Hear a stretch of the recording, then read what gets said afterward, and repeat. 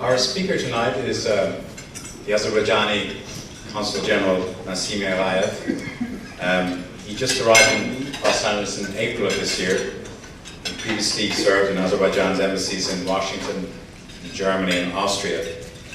He'll talk about a number of things tonight. Azerbaijan's very lucrative oil industry. He'll also touch on a subject that probably a lot of you don't know much about, which is that Azerbaijan has a unique population of Jews. They're called mountain Jews, and they live in a mountainous area, surprisingly. And have lived there for many years, very peacefully. And Azerbaijan, despite the fact that it's a Shiite Muslim country and shares a border with Iran, which has its own geopolitical views on the world, Azerbaijan actually has a very close relationship with Israel, which makes it kind of unique in that part of the world. You may also know that Azerbaijan fought a war with Armenia back between 1988 and 1994. It was a very bitter war. About 30,000 people were killed. The subject of the dispute was this enclave called Nagorno-Karabakh. That dispute has not yet been solved. There is still a pretty high level of tension along the border between, well, the lines between Nagorno-Karabakh and the rest of Azerbaijan, and between the Armenian border and the Armenian-Azerbaijan border. So much so that our Secretary of State, Hillary Clinton, who was there this year, warned that that could lead to a wider conflict. So there's great concern there. We will be touching on all these subjects tonight, and after the Consul General's presentation, we will have some questions from the floor, and then we will have a music presentation. So please, Consul General Nasimi, we're honored to have you here tonight. Thank you.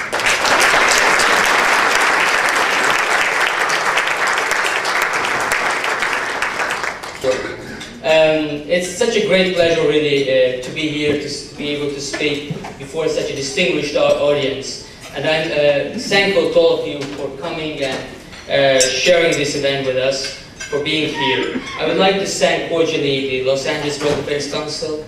I've seen here lots of board members, distinguished board members of this esteemed organization.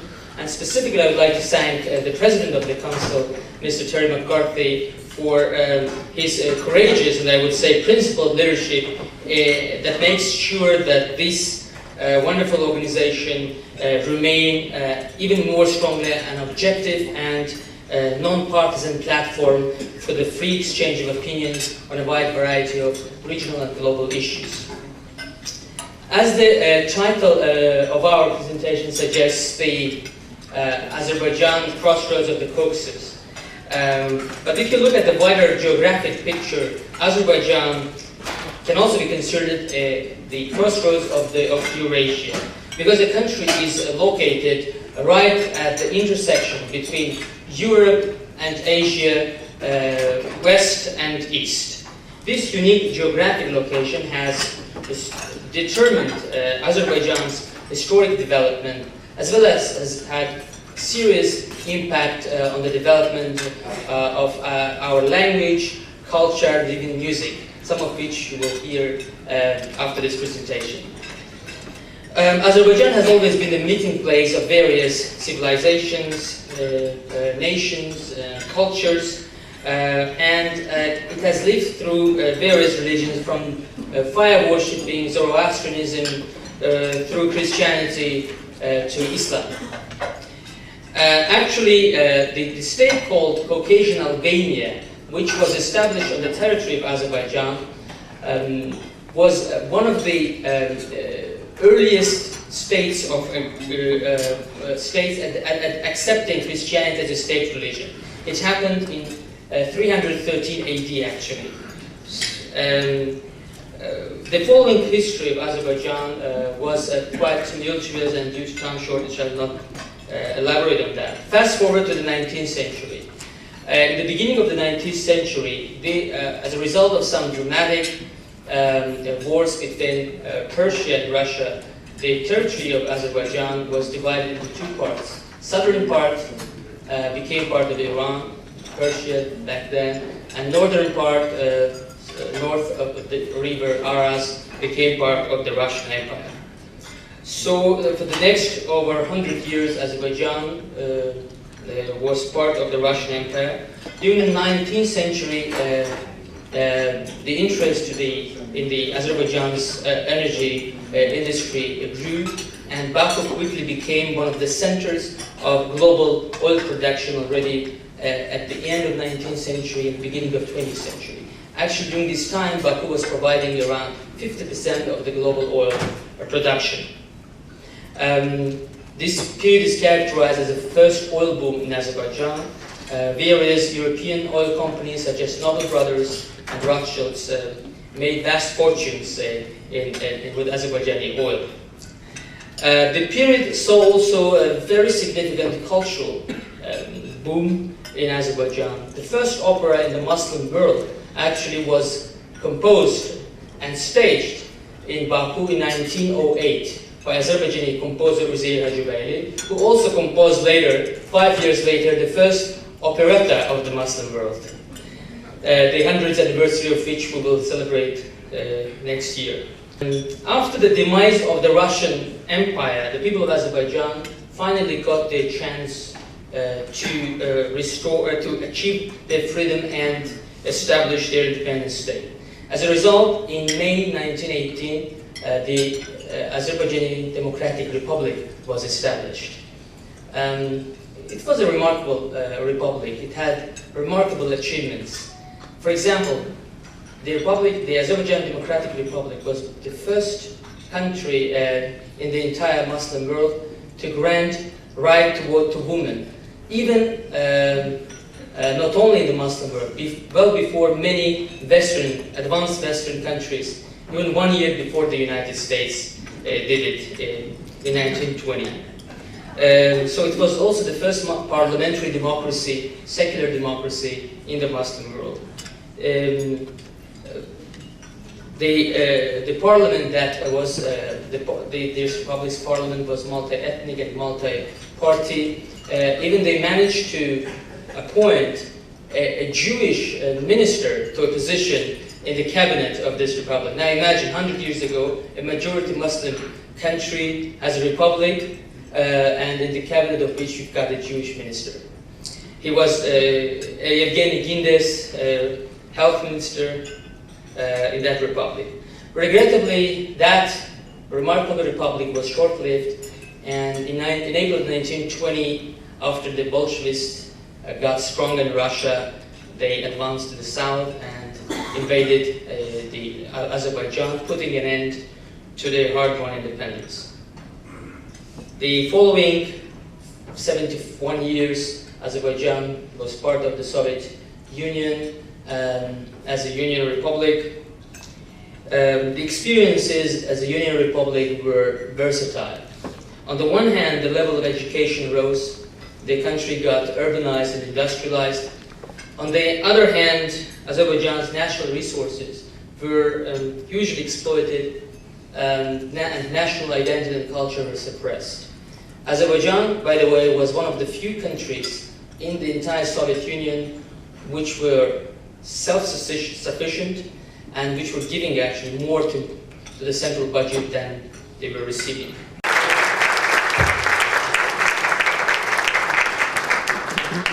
Consul General, thank you so much for that very illuminating talk. I'm going to go around the hall now and we'll ask some questions before we do our musical performance. I would ask you to ask questions, not to give us speeches, and I will hold on to the microphone so that we don't get out of control here. I see one right in the center here.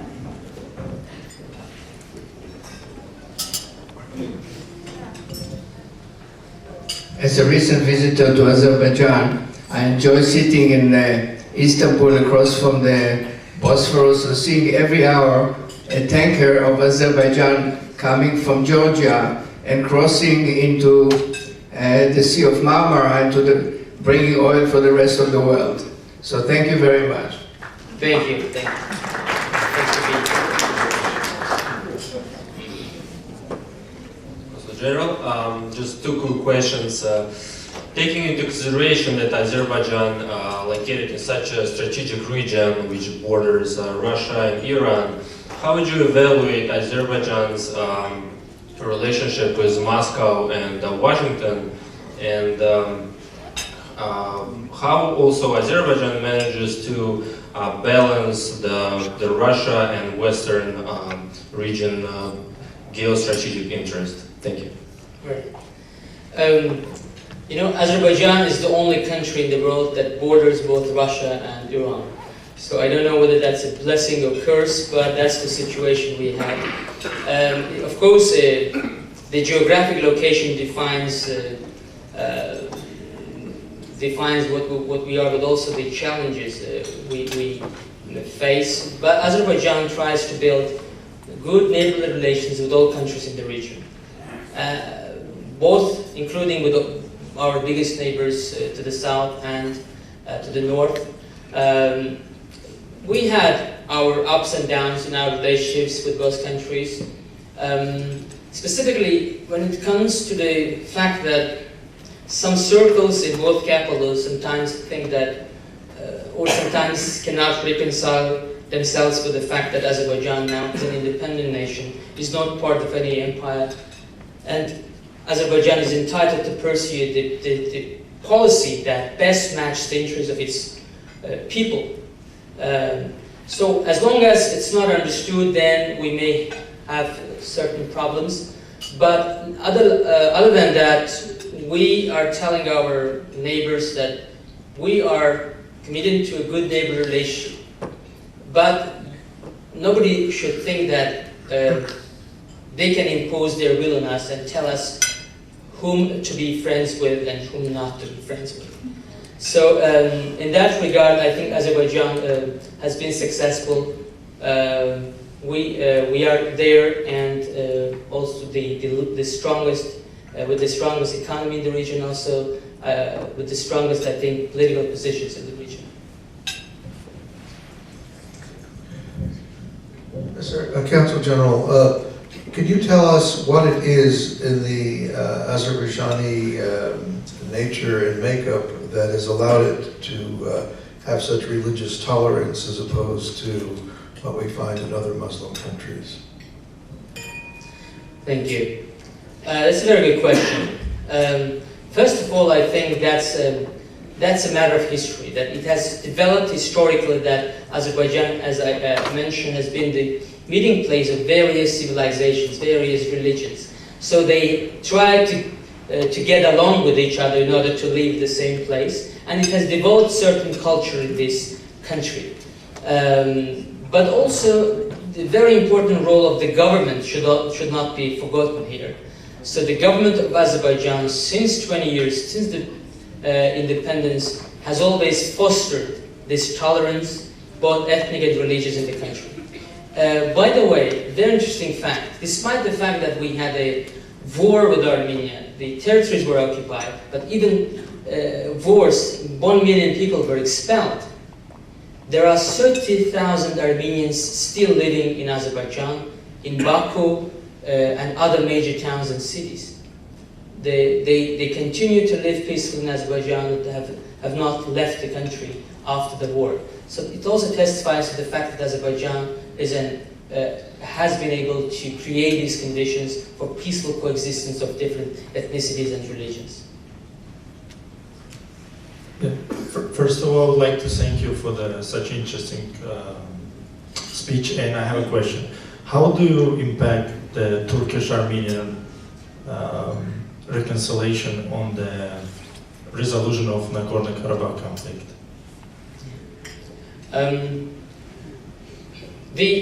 There were some, Turkey, first of all, is a very important country for Azerbaijan, and I'm glad to welcome here the Turkish Consul General. Turkey has been on the side of Azerbaijan from the very beginning. Turkey closed its border with Armenia when Armenia occupied these territories of Azerbaijan in 1993.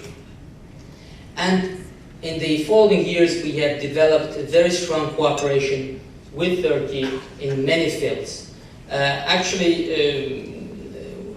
In Azerbaijan and Turkey, we call it one nation, two states. So both countries are committed to this principle. So we have very strong strategic bonds and relationship with Turkey. In 2009, there were some steps towards the opening of the border between Armenia and Turkey. And we have been very clear on that issue. We want open borders in the entire region. We said, let's open borders not only between Armenia and Turkey, let's open the border between Azerbaijan and Armenia too. Let's open a way from Agdam in Nagorno-Karabakh leading up to Turkey, to Kars, for example. So let's have all this interchange, communication, etc. But there is one but, very important but. The resolution of the Nagorno-Karabakh conflict and the opening of the Turkish-Armenian border are interlinked, and enormously interlinked. The opening at this time of this border would have tremendous negative impact on the resolution of the Nagorno-Karabakh issue. Fortunately, this has been understood, and then we're very grateful for the position of the Turkish government, which has been stated several times that until the territories are under occupation, Turkey is not going to open its border with Armenia. So now it's up to Armenia to understand in what a situation it has put itself. It's a self-imposed isolation, actually. Self-imposed isolation, it can't describe in other terms. So if you want a better future of your country, then remove your troops from another country's territory, and then we'll have borders open, communications open, everything open. So I have my